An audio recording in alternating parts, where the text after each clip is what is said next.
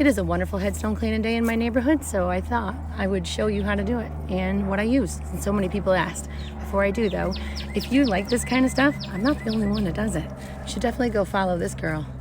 Her videos are amazing. She's a wonderful human being, and watching her videos is kind of how I got started. You goofy. First and most important thing to do, get permission.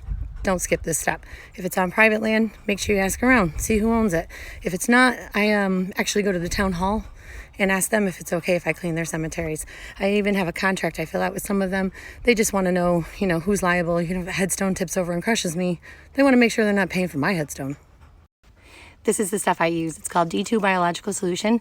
I get mine online from Atlas Preservation, but there's other places too. It is a little pricey though. Spray bottle's about 18 bucks. This little gallon in the front's about 50. And Big Mama back there is 200 bucks. It got really old really fast using a spray bottle to spray stones, so I got this little garden hand pump sprayer. This is full of D2. And this one is battery operated. This is full of water. So if you hear humming in the back of my videos when I'm rinsing it, that's why. And small cemeteries don't usually have water. So I bring all this is full of water in my old D2 containers. You'd be amazed how much water you use.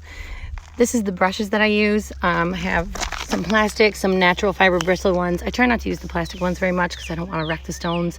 It's not that bad for them though. I do have toothbrushes. I go through those a lot. I have these little bamboo skewers that are really good for getting in the details of the stones. Plastic putty knives, and this one is for getting dirt off of things. I have buckets, one for rinsing my brushes and one for holding them. And because I'm usually in abandoned cemeteries, I have all sorts of equipment. This fence post thing is really good for finding headstones that are underground. Ugh. Well, that's annoying. Next thing you want to do is make sure you pick a stone that's not already damaged. I won't clean this one. It's too broken. If I scrub it, it's going to wreck it more. Make sure it's not wiggly or going to tip over and fall on you either. You can still spray D2 on this and let it do its job on its own, but don't touch something like this. Next thing I do is douse it in D2, and then I let it sit about 15 minutes.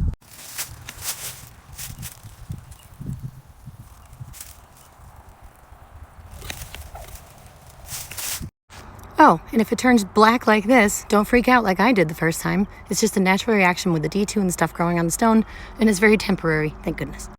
While I'm waiting, I always check out the base too and uncover that, make sure it's in good shape. Next thing I do, scrape off all the stuff.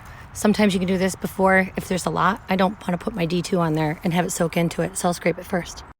Next, scrub it. Now rinse.